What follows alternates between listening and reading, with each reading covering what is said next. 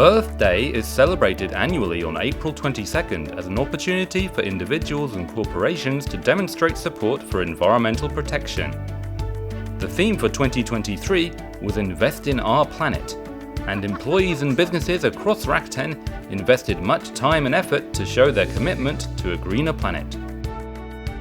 In the Americas region, the social responsibility program Rakuten Cares helped organize a range of activities through mid-April and into May, with the aim of encouraging employees to contribute to environmental sustainability in their communities.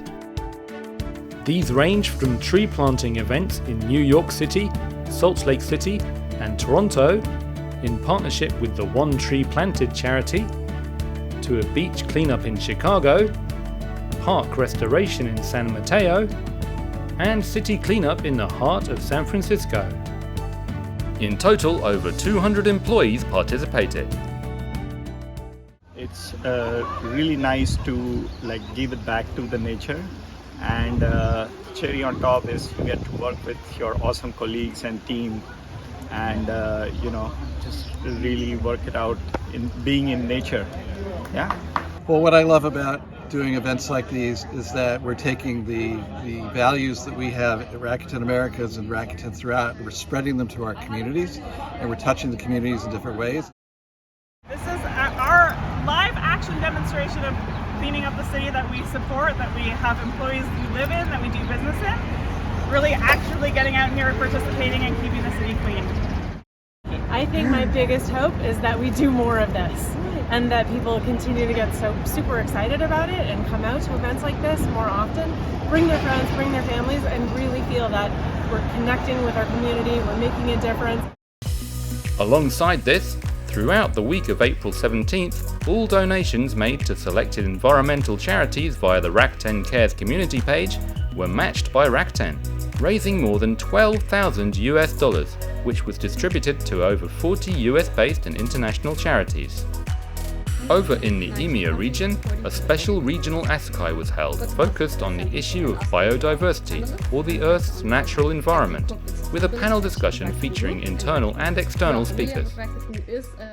What has been a really promising development is that the government, at the end of last year, after some delays, finally signed the post-2020 Global Biodiversity Framework, which now binds all of the governments which are party to this convention to take a significant action to stop biodiversity loss and reverse it. Specifically, Target 15 talks about the disclosure and transparency and openness and accountability that the businesses can do in showing what is their specific input of their operations is on biodiversity, and monitoring that and making sure that it is essentially sustainable and is reducing in time. My first advice, if you're interested in further addressing the biodiversity crisis, would be to keep on studying.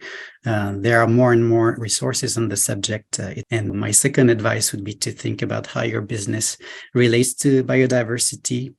Look at your operations, at your supply chains. Think about what you could do and how you could engage with your stakeholders. The session also highlighted insightful books on biodiversity available from Rakuten Kobo, as well as movies on the subject from Rakuten TV. Rakuten TV also hosted a special session with 2 external panelists focused on the sustainability of film production and video streaming. So what we see companies doing is really becoming a steward of the digital value chain beyond the operational boundaries of Rakuten. You do have relationships with device manufacturers, so understanding kind of what they're doing to kind of reduce emissions of their products, and how technically streaming companies can help reduce the emissions. So we know about things like high dynamic range and having impacts on the power consumption of end user devices. Meanwhile, Rakuten Symphony held a 5-day awareness-raising campaign for Earth Week on its internal Viber group, through which various employees shared their tips for contributing to a greener future, such as reducing plastic consumption, eating more plant-based meals, and reducing energy consumption. Finally, in Taiwan, the Rakuten Monkeys marked Earth Day at their home stadium in Taoyuan through various activities, including an auction of player and cheerleader gear to raise money for sustainable causes, a booth selling sustainable products, and introduction of recyclable cups and utensils at its stadium food stalls.